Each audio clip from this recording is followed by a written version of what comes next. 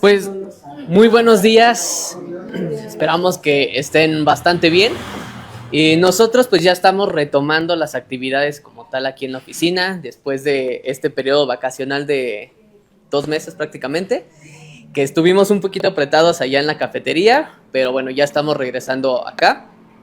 Y como se los habíamos comentado, vamos a tener este ciclo de conferencias, pues de las que más les gustan a ustedes, que es sobre salud, sobre pues todos los problemas que ya se empiezan a manifestar con la edad y también que son de algunas enfermedades crónicas. No, para los jóvenes, a los jóvenes. Uno que ya va a pasar los 30 ya empieza, ¿verdad? Sí, empieza a doler la rodilla ya. Entonces, sí, pues sí, ustedes ya van encaminados para allá. Por eso luego les digo, cuando pasen los 25, ya van a empezar con todos estos problemas. 15, 19, todavía les faltan. Entonces, pues bueno, la conferencia de hoy, como lo pueden ver, es hipertensión arterial. Entonces, pues aquí está el doctor, como ya les hemos dicho, él ya va a estar aquí con nosotros, va a estar de lunes a viernes a partir de las 10 de la mañana y hasta las 3 de la tarde dando las consultas, 50 pesitos la consulta, toma, mediciones, etcétera, en 25 pesos, pero pues eso ya será tema para después de la conferencia. Por ahora les dejo al doctor para que ustedes le puedan hacer todas las preguntas que salgan con este tema y también a las personas que nos están viendo en la transmisión en vivo de Facebook, que puedan hacer sus comentarios y aquí las chicas nos harán favor de leerlo para que el doc los pueda contestar. Adelante, doc. Buenos días. Buenos días. Pues hoy, como pueden ver, vamos a hablar de un tema que creo que la mayoría ya de ustedes conoce, que es la hipertensión arterial. Vamos a ver primero una pequeña introducción. ¿Le puedes dar a la siguiente, por favor? Vamos a ver varios temas, comenzando por qué es la hipertensión arterial, los factores de riesgo, qué es lo que puede a nosotros condicionarnos en algún momento tener esta enfermedad, los síntomas, si es acaso saber si puedo yo desde antes de ir a consulta médica sospechar si puedo ya tener hipertensión arterial, ¿no? También están las complicaciones. Generalmente vamos a ver los órganos que son más afectados cuando ya un paciente es hipertenso crónico o cuando hay una etapa de una elevación arterial tan grande que puede llegar a dañar algún órgano de manera importante.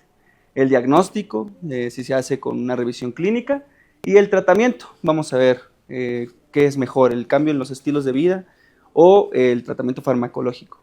La siguiente, por favor. Muy bien. Para comenzar, ¿qué es? Pues generalmente se conoce la hipertensión arterial como una elevación de la presión arterial por más allá de 120 milímetros de mercurio sobre 80 milímetros de mercurio. ¿Pero qué es este número, no? La mayoría lo escucha, la mayoría lo ha visto. Estos dos números los sacamos de los latidos del corazón. El corazón generalmente tiene dos fases. Una fase que nosotros conocemos como la sístole, que es el momento en el que el corazón empuja o se contrae fuertemente para mandar o eyectar toda la sangre que se encuentra entre el corazón hacia todo el cuerpo. Como lo saben, el corazón es una bomba y es el órgano pues, que reparte toda la sangre alrededor del cuerpo.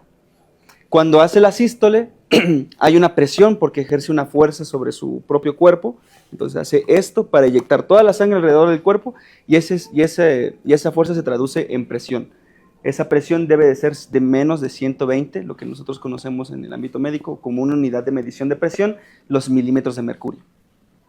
Después, el corazón se expande. Al momento de expandirse, recibe sangre que ya viene del cuerpo y que viene de los pulmones ya estando oxigenada. Entonces cae dentro del corazón y esta sangre también cae con una presión, pero esta presión ya no es una presión completa como con la que salió, que fueron 120 o que debería de ser por esos números más o menos, sino una presión residual como de 80 milímetros de mercurio. Entonces eso es lo normal, que cuando el corazón lata tenga una presión de 120 y que cuando se expanda reciba una presión de 80 milímetros de mercurio.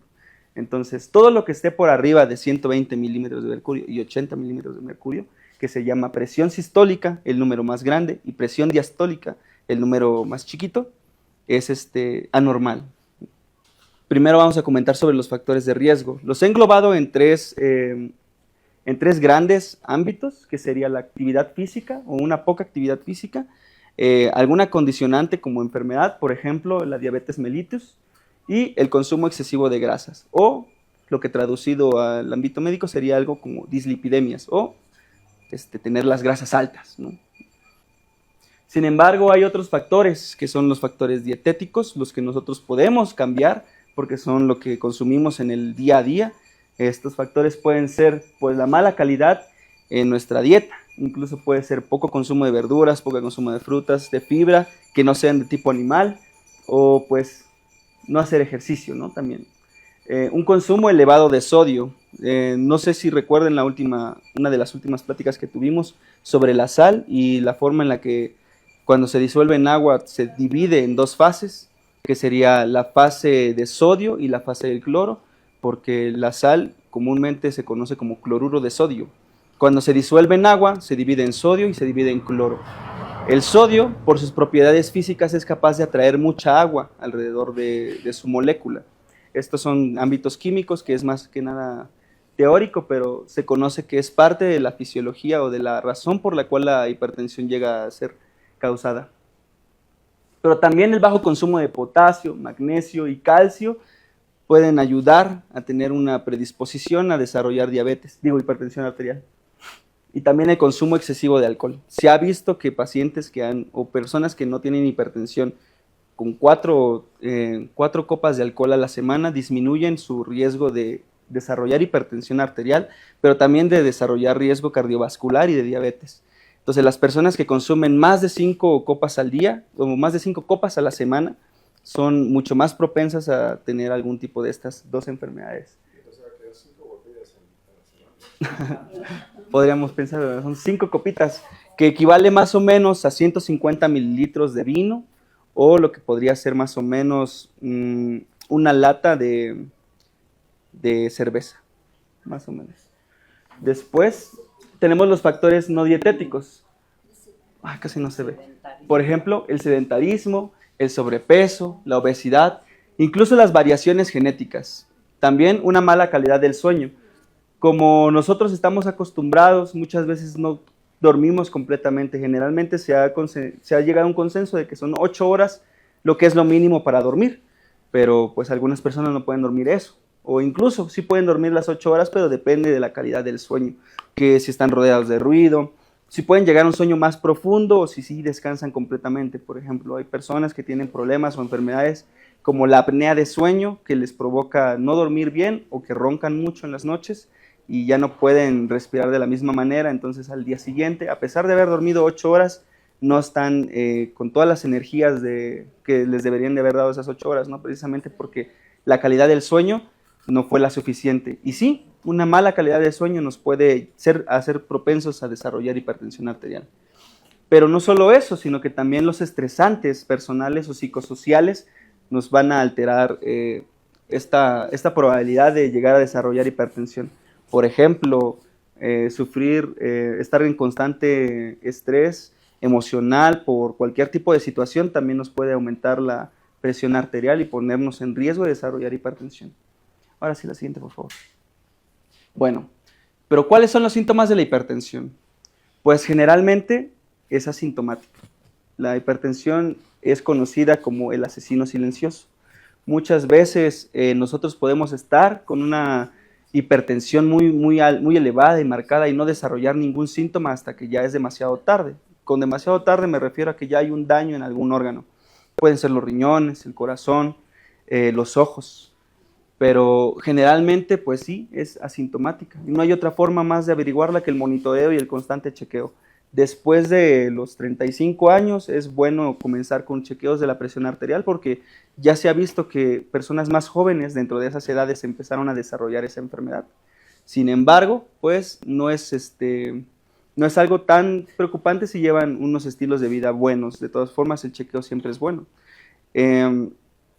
Si tienen factores de riesgo, como los que mencioné hace un momento, que tengan obesidad, que no tengan buen sueño, que estén bajo mucho estrés, que consuman mucha sal, pues sí, el chequeo mensual o bimestral o semestral sería buena idea para ver y monitorizar cómo va la presión arterial. Sin embargo, pues... Asintomática que no tiene síntomas. Sin síntomas, asintomática. Entonces, sí, una enfermedad asintomática, cuando alguien le diga es asintomático, precisamente se refiere a que no tiene ningún síntoma ni ninguna indicación de que está ahí.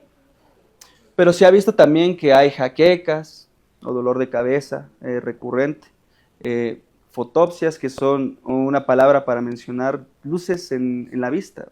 Pueden llegar a ver como bolitas, destellos, pequeños destellos, mareos o incluso vómitos, pero estos vómitos no son vómitos como los que les podría dar por alguna infección del estómago, porque les cayó mal una comida. Son vómitos de un tipo reconocible de daño neurológico, que se llaman vómitos en proyectil, que son vómitos que salen como chorro, pero pues no son muy comunes. Y como se pueden dar cuenta, pues no son síntomas que sean muy específicos sobre la enfermedad. Cualquier cosa nos podría provocar un dolor de cabeza, un mareo, un vómito.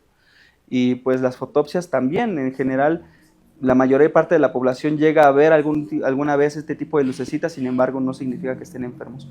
Entonces de ahí la importancia del cual ir a monitorizarse, a ver si no hay algún cambio en la presión, o ya después de pasado cierto tiempo ir al chequeo, o incluso hacerse chequeos constantes en casa. Tampoco es tan estricto tener que ir a consulta médica para estar monitoreando su salud. Ahora vamos a ver las complicaciones. Generalmente las complicaciones también nosotros en el ámbito médico las llamamos daño a tejido u órgano blanco o órgano diana. ¿Eso qué significa? Que la hipertensión arterial, después de un tiempo ya muy avanzado, incluso una elevación de la presión arterial muy grande, puede llegar a dañar varios órganos. Dentro de ellos están los siguientes que les voy a mencionar. Por favor, la siguiente, por favor. Primero, el cerebro. Después, los ojos, el corazón y los riñones. No hay un orden específico en el que llegue a dañar la hipertensión. No es como que primero dañe los ojos y luego el cerebro. No, sino que es algo, por así decirlo, azaroso. Entonces, las complicaciones cerebrales tienen que ver con aneurismas cerebrales. Esos son como chipotitos que salen en las arterias. Estas arterias, cuando le sale un chipotito, es por la presión que lleva la sangre cuando va transcurriendo por el vaso sanguíneo. Muchas veces esa presión es tan fuerte que llega a deformar el vaso y hacerle esos chipotitos. Y pues sí, deja más, como que más sensible la zona. Es como cuando ven un balón que se descosió y sale por ahí un chipote. ¿Lo han visto alguna vez? Que parece que va a explotar. Precisamente así se ve una arteria cuando tiene un aneurisma. Parece que va a explotar, y sí, pueden llegar a explotar debido a esa hipertensión y provocar lo que se conoce como la enfermedad vascular cerebral o un derrame cerebral, y también pues en su gran medida pueden provocar igualmente un infarto cerebral, debido a que como se va rompiendo o se van dañando las arterias por el paso de la sangre alrededor de ellas, puede provocar un corte en alguno de ellos y un proceso de cicatrización. El proceso de cicatrización es algo normal en nuestro cuerpo, incluso ocurre en nuestra piel y ocurre también dentro de nuestras arterias. Y pues estas arterias se tratan de reparar a sí mismas formando un coágulo, y ese coágulo lo dejan pegadito para que se vaya como que resanando esa zona. Sin embargo, por la presión arterial y la elevada fuerza con la que va la sangre, pueden desprender el coágulo y hacer que viaje alrededor del cuerpo. No es un proceso que sea mortal, la formación de un coágulo, la formación de la cicatriz en las arterias.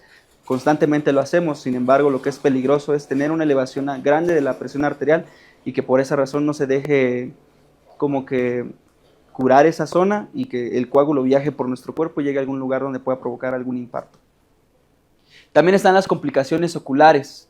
Dentro de las complicaciones oculares, pues primero tendremos la disminución de la agudeza visual. Esa es la más común. Los pacientes con hipertensión y diabetes llegan a tener una disminución de la agudeza visual. Puede ser ya sea viendo un poquito más borroso, teniendo algún tipo de visión extraña, por ejemplo, sombras negras, algún tipo de manchita o algo así, más o menos en la periferia del ojo, o ya depende del lugar del daño. Puede ser que cuando ellos vean hacia el centro no vean muy bien, o cuando ellos quieran ver hacia los lados tampoco vean muy bien, que haya disminución de esa agudeza visual. Pero también puede ser de manera insidiosa o de manera aguda, por así decirlo, que sea en el momento, porque hay una elevación grande de la presión arterial y haya daño en el ojo y comiencen con un problema que se llama glaucoma. El glaucoma puede ser de ángulo abierto o de ángulo cerrado. Generalmente el glaucoma puede provocar ceguera. Entonces hay pacientes, me ha tocado ver en los hospitales, que llegan porque tienen un dolor intenso en el ojo, irritación, lo que se llama bueno, le tienen como que dolor a la luz, si alguien les pone una lucecita en el ojo les duele. Entonces, haciendo la evaluación, viendo qué tal está la presión arterial, está súper elevada, y como está súper elevada la presión arterial, también la presión de su ojo o la presión intraocular está elevada, y eso puede provocar daños a largo plazo o a corto plazo. Hay pacientes que llegan a necesitar cirugía para remoción, para que les remuevan el ojo, que nosotros le llamamos anucleación, y hay otros pacientes que con algún tipo de ayuda quirúrgica logran mejorar, pero pues depende del momento y de qué tanto haya sido el daño en el ojo en ese momento. También hay complicaciones cardíacas que pueden ser, que la mayoría de las veces son crónicas. Primero se comienza con una hipertrofia ventricular. ¿Qué es la hipertrofia? Si yo ahorita me pusiera a hacer pesas, así, unas 10, 20 diarias, para la siguiente semana o dentro de 2 meses ya tendría yo unos musculotes, unos bíceps muy grandes, porque habría hecho muchas repeticiones todos los días, 20 veces pesas con 20 kilos, al rato me harían a mí alguien muy, muy musculoso. Eso se llama hipertrofia. Los músculos generalmente cuando los sometemos a mucho estrés se rompen y se vuelven a crear para formar unos músculos más grandes. Eso se llama hipertrofia. El corazón también es un músculo.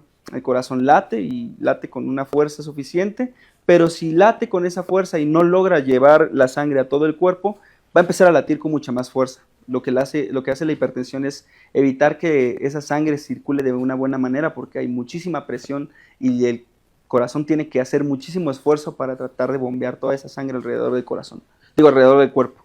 Entonces el corazón, para compensar, se pone más grande, se va generando más tejido de corazón para poder bombear con mucha más fuerza esa sangre. Pero eso no es algo normal, y generalmente siempre se va inflamando un poquito más del lado izquierdo del corazón, porque es ahí donde se encuentra la sangre que tiene que salir hacia todo el cuerpo.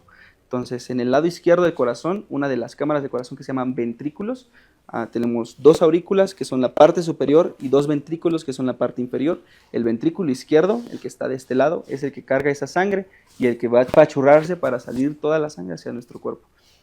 El chat está preguntando que si es posible que los jóvenes puedan desarrollar esta enfermedad. Sí, niños pueden desarrollar hipertensión arterial. Tiene más que ver con el lado genético, pero sí, los niños también lo pueden tener. Incluso se llama de otra manera, se llama hipertensión infantil, pero eso se tiene que ver con un pediatra. Los niños no hay tantos problemas, siempre hay chequeos y revisiones, generalmente deberían de ser anuales para los niños, pero pues ya sabemos que pues a veces no se puede, entonces hay que llevarlos a revisión si llegan a tener algún tipo de síntoma también. Y ya, después de esa complicación que se llama hipertrofia ventricular, puede llegar a provocar algún daño en el corazón, y a veces el corazón, por estar tan grande, no puede ya tener la capacidad de expandirse de la forma en la que se debería de expandir para empujar toda esa sangre. Entonces llegan a haber estos problemas que se llaman disnea, distrés respiratorio, o lo que se conoce como falta de aire, que personas con lo que se conoce como insuficiencia cardíaca congestiva o insuficiencia cardíaca crónica, ya por un daño muy grande en el corazón.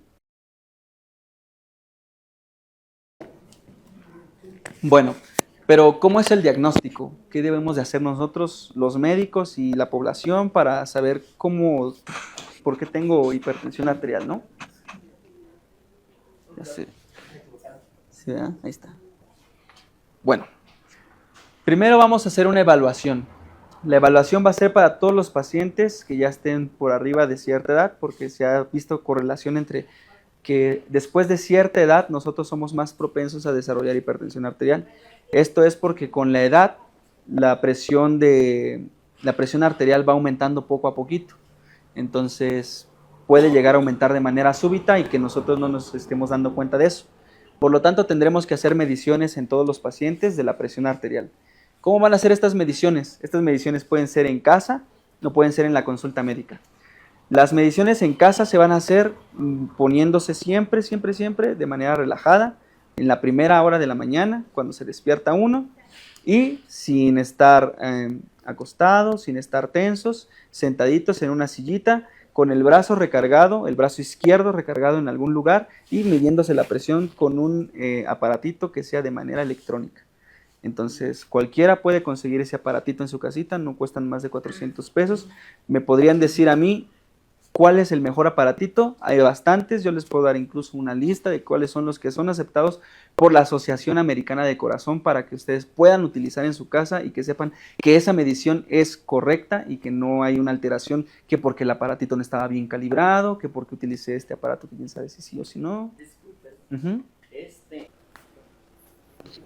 Después, ¿qué se hace si un paciente se logra identificar que tiene hipertensión arterial? Si nosotros ya hicimos esos chequeos en nuestra casita, ya fuimos con nuestra bitácora con varias con varios datos de elevación arterial que están por arriba de 120 milímetros de mercurio, bueno, 120 sobre 80 milímetros de mercurio, tuvimos varios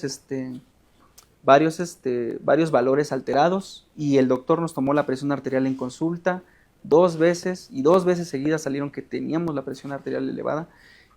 Pues sí, se desarrolló hipertensión arterial. Y para esto se llega a una clasificación. Consideramos que la presión arterial normal es menor a 120 sobre 80 milímetros de mercurio. Esa sería una presión arterial normal. Una presión arterial elevada, ojo, es presión arterial elevada, no hipertensión arterial. Hipertensión arterial ya se considera elevaciones desde 130 a 139 y de 80 a 89 milímetros de mercurio. Entonces, la presión arterial que está elevada y que siempre es menor de 121 a 129 y de 80, menor a 80, se considera presión arterial elevada, que no es hipertensión arterial, sino que es estar propenso a volverse hipertenso. Después está la estadificación de la hipertensión arterial en etapa 1, que es la que les había mencionado, que esta sí ya se considera hipertensión arterial, y desde aquí podemos nosotros empezar a dar fármacos para disminuir la hipertensión. Después, la estadificación sería todos los pacientes que tengan una presión arterial elevada mayor a 140 milímetros de mercurio de la presión sistólica y mayor a 90 de la presión diastólica. Aquí lo consideramos nosotros como hipertensión en etapa 2 y generalmente estos pacientes no están controlados y es necesario que ya vayan a revisión y control sobre sus alteraciones debido a que este tipo de hipertensión arterial está relacionada a mayor riesgo de sufrir riesgo cardiovascular y mayor riesgo de daño a órgano blanco. Entonces, los pacientes con hipertensión arterial en etapa 2 siempre tienen mayor riesgo de estos daños y de todo lo que ya le hemos comentado en esta pequeña plática. Y pues ya, nosotros somos hipertensos, digamos, ya tengo una hipertensión en estadio 1, en estadio 2. ¿Qué debo de hacer? Pues hay dos maneras o dos vertientes del tratamiento, que sería el tratamiento farmacológico y el no farmacológico. No hay un orden específico en el que se deban de dar, generalmente son en conjunto para pacientes que ya tienen hipertensión en etapa 1 o hipertensión en etapa 2. Pero nosotros desde este momento ya podemos cambiar estilos de vida para evitar que lleguemos a desarrollar hipertensión arterial si es que aún no la tenemos. Y si la tenemos, para disminuir el riesgo que tengamos hacia algún daño en algún órgano o para evitar las problemáticas que terminan de la hipertensión arterial, por ejemplo, ser enfermo renal crónico, ser insuficiente cardíaco o tener algún daño en el corazón, riñones, ojos, cerebro. Entonces, el tratamiento no farmacológico, siempre lo voy a priorizar sobre el tratamiento farmacológico. Es mucho más fácil cambiar los estilos de vida a saber cuándo me tengo que tomar este medicamento, a saber si este medicamento ya me causó dolor de ojos, dolor de cabeza, si este medicamento ya me marea, si este medicamento ya hace que me caiga, si este medicamento me baja el calcio, este medicamento hace esto. Son muchísimas cosas. Los medicamentos no son inocuos, los medicamentos cuando nos los tomamos causan daños que se tienen que controlar si los tomamos en exceso. Entonces, nosotros conocemos a varias personas que ya tienen 50 chochitos que se meten al día porque ya tienen la hipertensión, ya tienen la diabetes, ya tienen todos los daños que se puede uno imaginar y ya tienen que estar viendo a qué hora se van a tomar y si se toman con y ya están haciendo ahí su cambalache, ¿verdad? Entonces nosotros, eso ya es algo muy complejo y hay varias consecuencias de la utilización de estos medicamentos. Por ejemplo, muy comúnmente la mayoría de los medicamentos tienen una formulación ácida y logran causar algún daño en el estómago, un daño provocado prácticamente y simplemente por el consumo de estos medicamentos. Entonces, ¿qué es mucho mejor o qué es mucho más fácil? La terapia no farmacológica, antes de desarrollar la enfermedad. Ya cuando se desarrolla la enfermedad, los medicamentos son necesarios porque no hay otra forma en la que se puedan ayudar a disminuir estos riesgos. Entonces, Ya sabrán, el farmacológico sí funciona y el tratamiento no farmacológico también. Y ahora si se hacen los dos en conjunto, pues será una mayor acción de cada uno de las problemáticas. Entonces, si nosotros ya tenemos hipertensión, tómense los medicamentos, hagan ejercicio y coman saludable. Generalmente el tratamiento no farmacológico va a tener que ver con los cambios del estilo de vida. Cuando un paciente ya es hipertenso, nosotros como médicos podemos recomendarles la dieta DASH. No se las voy a mencionar ahorita, debido a que quiero que el próximo miércoles me acompañen nuevamente a la siguiente plática, que va a ser sobre la dieta DASH, dieta para el hipertenso. Es una dieta que generalmente se conoce como una dieta baja en sodio para poder alimentarse sanamente y consumir la mayor cantidad de alimentos necesarios y tener una vida un poquito más sana si ya se padece de hipertensión arterial. Esta es la dieta más recomendable para esos pacientes, entonces si gustan me pueden acompañar la siguiente semana y yo les daré una plática sobre la dieta DASH. Pero también el ejercicio, la disminución en el consumo de alcohol. Si recuerdan cuántas era la cantidad de copas que se tenían que consumir a la semana para no tener riesgo, ¿no? Pues bueno, eso sería todo. Pues muchas gracias por asistir. Que estén muy bien.